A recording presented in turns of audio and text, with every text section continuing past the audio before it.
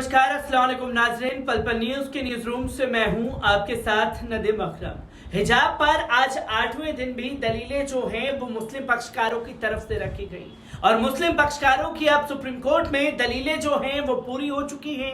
इसके बाद जस्टिस हेमंत गुप्ता और जस्टिस सुधांशु धूलिया ने ये फैसला लिया कि मुस्लिम पक्षकारों की बहसों को सुनने के बाद अब जो आर्ग्यूमेंट होगी, जो दलीलें रखी जाएंगी, वो लिखित में कर्नाटक सरकार के वकीलों को रखनी होगी। क्योंकि जिस तरीके की दलीलें मुस्लिम पक्षकारों की तरफ से रखी गई उसमें कर्नाटक की संघीय सरकार बुरी तरीके से फंस चुकी है। क्योंकि जज की तरफ से तीखी टिप्पणियां हिजाब को लेकर के की गई, तो वहीं कर्नाटक सरकार के वकीलों की तरफ से भी तीखी टिप्पणियां की जा रही थी, जहां एक सवाल यह खड़ा कर दिया गया कि नमाज जरूरी नहीं तो हिजाब पहनना भी जरूरी नहीं, जिस पर सलमान खुर्शीद ने अपनी दलीलें रखते हुए यह साफ तौर पर साबित कर दिया कि कुरान शरीफ में लिखा हुआ है हिजाब पहनना भी अनिवार्य है, जरूरी है तो नमाज पढ़ना भी जरूरी है। जिस पे जज अपने आप में ही गिरते चले गए। फिर उसके बाद एक एक कर तमाम आर्ग्यूमेंट आप लोगों के सामने है। पर आज लंच से पहले सुप्रीम कोर्ट में क्या कुछ हुआ है, एक बार इस पूरी रिपोर्ट पर और दलीलों पर किस तरीके से बहस रही उस पर नजर डालते हैं। हिजाब मामले पर सुप्रीम कोर्ट में सुनवाई जारी है। जस्टिस हेमंत गुप्ता और जस्टिस सुधांशु धूलिया की बेंच ये सुनवाई कर रही है। आज सुनवाई का 8वां दिन है। हिजाब बैन पर दुष्यंत दवे ने कहा कि सरकार की दलील है कि अनुच्छेद 25 और 26 के तहत संरक्षण सिर्फ उनके लिए है जो धर्म का अभिन्न और अनिवार्य हिस्सा है। यह अभ्यास धार्मिक अभ्यास हो सकता है, लेकिन उस धर्म के अभ्यास का एक अनिवार्य और अभिन्न अंग नहीं है। यह संविधान द्वारा संरक्षित नहीं है। लेकिन सरकार की यह दलील सही नहीं। जस्टिस धूलिया ने कहा, क्या हम आवश्यक धार्मिक प्रथाओं को अलग कर स्थिति से नहीं निपट सकते? दवे ने कहा, लेकिन हाईकोर्ट ने केवल जरूरी धार्मिक प्रथा पर ही मामले को निपटा दिया है। सुप्रीम कोर्ट ने कहा, हम आवश्यक धार्मिक अभ्यास पर बहस क्यों कर रहे हैं और उनमें से कुछ को हाईकोर्ट द्वारा नहीं लिया गया था। दवे ने कहा, क्योंकि हाईकोर्ट केवल ईएफपी पर टिप्पणियों को और वे भी बिना उचित परिप्रेक्ष्य से कोई मिसाल कायम करने वाला नहीं है। जस्टिस धूलिया ने 5 फरवरी के सर्कुलर कर्नाटक के साथ काम कर रहे थे और सर्कुलर में कहा गया था कि इस फैसलों में ये आवश्यक नहीं है और इसे समिति पर छोड़ दिया गया है। इसलिए उस संदर्भ में हाईकोर्ट ने धार्मिक अभ्यास आवश्यक से निपटना पड़ा। जहां दुष्यंत दवे ने कहा कि इस सवाल का फैसला करना होगा कि क्या कोई धार्मिक प्रथा धर्म का एक अभिन्न अंग है या नहीं। हमेशा इस बात पर सवाल उठेगा कि धर्म का पालन करने वाले समुदाय द्वारा इसे माना जाता है या नहीं। दवे हर कोई सर्वशक्तिमान और अलग अलग तरीके से देखता है। जो लोग सबरीमाला जाते हैं वे काले कपड़े पहनते हैं, यही परंपरा है। प्रत्येक व्यक्ति का यथासंभव व्यक्तिगत व्यक्तिवादी तरीके से धार्मिक स्वतंत्रता का आनंद लेने का अधिकार है, बस सीमा होनी चाहिए। जिस पर दवे ने सबरीमाला फैसले और हिजाब मामले में हाईकोर्ट के फैसले में अंतर है। जिस पर जस्टिस गुप्ता ने कहा कि वहां सभी को मंदिर में प्रवेश का सर्वाधिक अधिकार नहीं है। दवे ने कहा, अब फैसले के बाद यह तय हो गया है कि हर कोई मंदिर में प्रवेश कर सकता है। जस्टिस गुप्ता ने सबरीमाला पर अभी 9 जजों की पीठ के पास लंबित है, हम उस पर नहीं जा रहे। यूनिफॉर्म एक बेहतरीन लेवल है। एक ही जैसे कपड़े पहनने पर देखिए, चाहे छात्र हो या गरीब, सब एक जैसे दिखते हैं। दुष्यंत दवे, लड़कियां हिजाब पहनना चाहती हैं तो इससे किसके संवैधानिक अधिकार का हनन हुआ है? दूसरे छात्रों का या स्कूल का? दवे ने सार्वजनिक व्यवस्था का पहलू यही एक आधार है जिस पर हमारे खिलाफ तर्क दिया जा सकता है। दवे ने कहा कि हिजाब गरिमा का प्रतीक है। मुस्लिम महिला गरिमापूर्ण दिखती हैं, जैसे हिंदू महिला साड़ी के साथ अपना सिर ढकती हैं तो वे गरिमापूर्ण दिखती हैं। दवे, इससे किसी की शांति सुरक्षा भंग नहीं होती और शांति को कोई खतरा नहीं है। दवे ने कहा, ऐसा क्यों कि अचानक 75 साल बाद राज्य ने इस प्रकार का प्रतिबंध लगाने का विचार किया।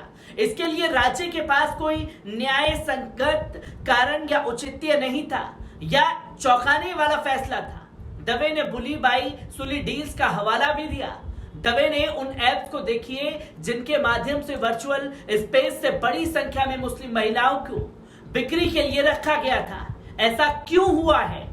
जस्टिस गुप्ता ने वे महाराष्ट्र में थे, कर्नाटक में नहीं, कर्नाटक के बारे में बताएं। वैसे भी हम इस सब के बारे में दूसरे पक्ष से भी पूछेंगे। दवे ने कर्नाटक में कई बार मुस्लिम समुदाय को टारगेट किया गया है। दवे के इस बयान का सॉलिसिटर जनरल ने ऐतराज जताया और कहा कि यह पब्लिक प्लेटफॉर्म नहीं है, आप कानून पर दलील रखें। दवे, हम एक समुदाय के मन में डर नहीं बना सकते। भारत में 160 मिलियन मुस्लिम हैं। दवे ने कहा कि कर्नाटक सरकार का आदेश असंवैधानिक है, यह आदेश गैर कानूनी है, हाईकोर्ट का फैसला टिकने वाला नहीं है। सुप्रीम कोर्ट को इस आदेश को पूरी तरीके से रद्द कर देना चाहिए। दवे ने केरल हाई कोर्ट का इस पर स्पष्ट फैसला है जो हमें सपोर्ट करता है, समर्थन कर रहा है। केंद्रीय विद्यालयों में भी इसकी इजाजत है, जिस पर तुषार मेहता ने कहा कि इसके दो पहलू हैं। पहला, इससे कोई छात्रा हिजाब बैन पर नहीं आई, ना ही यह सवाल कभी उठा। तो दूसरा ये है कि सरकारी आदेश में कहीं नहीं लिखा कि हिजाब बैन है, ये सब धर्मों के लिए है। तीसरा, हिजाब पहनने के बाद दूसरे धर्म के छात्र भगवा गमछा पहनकर आने लगे हैं। जस्टिस गुप्ता ने कहा कि एक सर्कुलर का हवाला दिया गया है जिसमें कहा गया है कि ड्रेस अनिवार्य करना अवैध है। मेहता ने कहा कि हाईकोर्ट ने इस दलील को खारिज कर दिया था। ऐसी मेहता, इनमें से दो मुख्य बातें हैं जिस पर ध्यान दिलवाया गया। 2021 किसी भी छात्रा ने हिजाब नहीं पहना था, ना ही ये सवाल कभी उठा। दूसरा, केवल हिजाब को प्रतिबंधित करने वाले सर्कुलर का विरोध करना गलत होगा। अन्य समुदाय भगवा शॉल लेकर आए, वो भी प्रतिबंधित हैं, जिसकी तस्वीरों पर गौर करवाने की जरूरत पड़ी। जिस पर तुषार मेहता ने कहा कि हाईकोर्ट ने फैसले में कहा है कि कम से कम 2004 तक किसी ने हिजाब नहीं पहना था, लेकिन अचानक दिसंबर 2021 ये सब शुरू हो गया। लंच के बाद हिजाब मामले पर सुनवाई शुरू हुई। कर्नाटक सरकार की तरफ से एसजी तुषार मेहता ने दलीलें रख दी। मेहता, राज्य ने ऑर्डर को स्कूलों के लिए पास किया था, छात्रों को नहीं। जस्टिस धूलिया ने कहा कि आप कह रहे हैं कि आपका जोर सिर्फ ड्रेस पर था। एससी मेहता ने कहा, हाँ, हमने धर्म के किसी भी पहलू को नहीं छुआ। जस्टिस धूलिया ने कहा, अगर ड्रेस नहीं होती तो आप आपत्ति नहीं करते। एससी ने कहा, तो फिर हमने आदेश की अंतिम पंक्ति में इसका जिक्र किया है। एससी मेहता ने कहा कि हाईकोर्ट के फैसले को पढ़ा जिसमें कहा गया है कि जहां कोई ड्रेस निर्धारित नहीं है, छात्र ऐसी पोशाक पहनेंगे जो समानता और एकता के विचार को बढ़ावा दे। जिस पर एससी ने कहा कि स्कूल में किसी विशेष धर्म की कोई पहचान नहीं है, आप केवल एक स्टूडेंट्स के रूप में वहां जा रहे हैं। तुषार मेहता ने कहा कि गैर आवश्यक धार्मिक प्रथा संविधान द्वारा संरक्षित नहीं है। इस्माइल फारूकी बनाम केंद्र में सुप्रीम कोर्ट की संविधान पीठ ने कहा कि अनुच्छेद 25 और 26 के तहत संरक्षण धार्मिक अभ्यास के साथ है जो धर्म का अभिन्न और अनिवार्य हिस्सा है। एक अभ्यास धार्मिक अभ्यास हो सकता है, लेकिन उस धर्म के अभ्यास का एक अनिवार्य अभिन्न अंग नहीं हो सकता।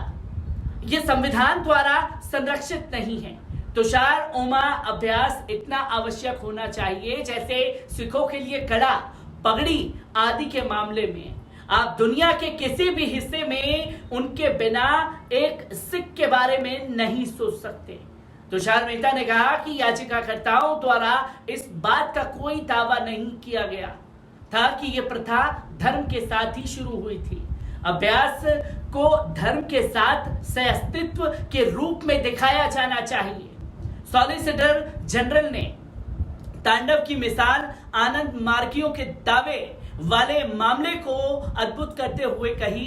जस्टिस धूलिया ने सॉलिसिटर जनरल से कहा कि वो ये बताएं कि हिजाब पहनना कैसे पब्लिक ऑर्डर को प्रभावित कर रहा था। सॉलिसिटर जनरल ने कहा कि धार्मिक परंपरा पर अमल इतना आवश्यक होना चाहिए जैसे सिख कड़ा, केस पगड़ी आदि पहनते हैं। आप दुनिया के किसी भी हिस्से में उनके बिना एक सिख के बारे में नहीं सोच सकते।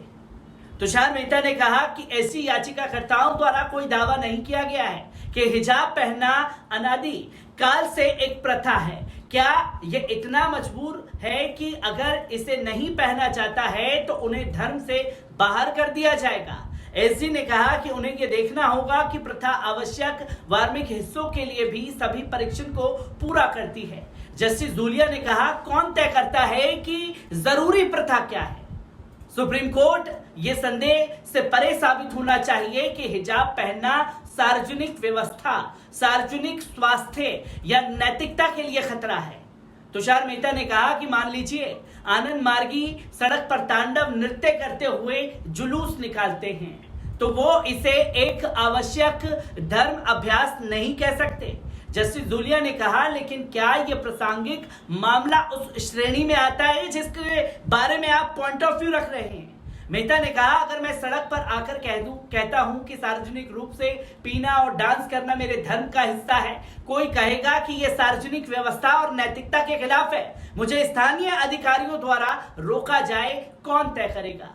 जिस पर फटकार लगाते हुए जस्टिस गुप्ता ने कहा, मुझे नहीं लगता कि ये चरम उदाहरण उचित है। मेहता ने कहा, ठीक है, अगर कोई कहता है कि मुझे कोविड के दौरान यात्रा करनी है, मैं कहूंगा कि यह आवश्यक अभ्यास है। जस्टिस गुप्ता ने इसका भी काउंटर किया, मैं उस पीठ का हिस्सा था जिसने रथ यात्रा की अनुमति दी थी। हिजाब पर एसजी ने ईरान का हवाला दिया जब अपनी दलीलों को साबित नहीं कर पाए। ऐसी हिजाब अनिवार्य प्रथा नहीं है, यहां तक कि जिन देशों में इस्लाम राजकीय धर्म है वहां महिलाएं हिजाब के खिलाफ बगावत कर रही हैं। सुप्रीम कोर्ट ने कहा, कहां विरोध कर रहे हैं? तुषार ने कहा, यह ईरान में हो रहा है। ऐसी हो सकता है कि पवित्र कुरान ऐसा कहता है, मुझे स्वीकार है, मैंने इसे नहीं पढ़ा है। जब वे इस बात पर जोर देते हैं कि अदालत के ठीक सामने केवल कुरान में उल्लेख करने से ये अपने आप में एक आवश्यक धार्मिक प्रथा नहीं बन जाएगी, ये एक धार्मिक प्रथा बन सकती है। ऐसी एक अमेरिकी फैसले का जिक्र करते हुए कहते हैं कि एक वकील टोपी पहनकर अदालत में ये कहते हुए आता है कि ये ऑपरेशन थंडरस्टॉर्म है का हिस्सा है। जज आपत्ति करता है कि इस तरह के विनियमित मंच में कोर्ट द्वारा आयोजित प्रतिबंध को बरकरार रखा जाएगा यदि ये उचित है। जहां अपनी दलीलें ठीक तौर पर नहीं रख पाए, जहां जज भी कर्नाटक सरकार के वकीलों को घेरते हुए नजर आए, तो ईरान के मुद्दे को उठाना जरूरी समझा कि ईरान में हिजाब को लेकर के क्या कुछ हो रहा है जिसकी दलीलें सुप्रीम कोर्ट में रखी गई। तो जज ने साफ तौर पर कहा कि आप देश की बात कीजिए, दूसरे देश में क्या होता है क्या नहीं होता हमें उससे कोई लेना देना नहीं है। हम यहां फैसला करने के लिए बैठे हैं, दोनों दलीलें रखी जा रही हैं। आपको आपत्ति हिजाब से क्यों है, अब इसके बारे में आप लिखित में हमें दीजिएगा, क्योंकि मुस्लिम पक्षकारों की तरफ से दलीलें आज पूरी कर ली गई हैं। मैं तमाम सुप्रीम कोर्ट से हिजाब मामले से जुड़ी हर एक अपडेट आप लोगों के साथ पल पल के जरिए साझा करता रहूंगा। दीजिए इजाजत, शुक्रिया।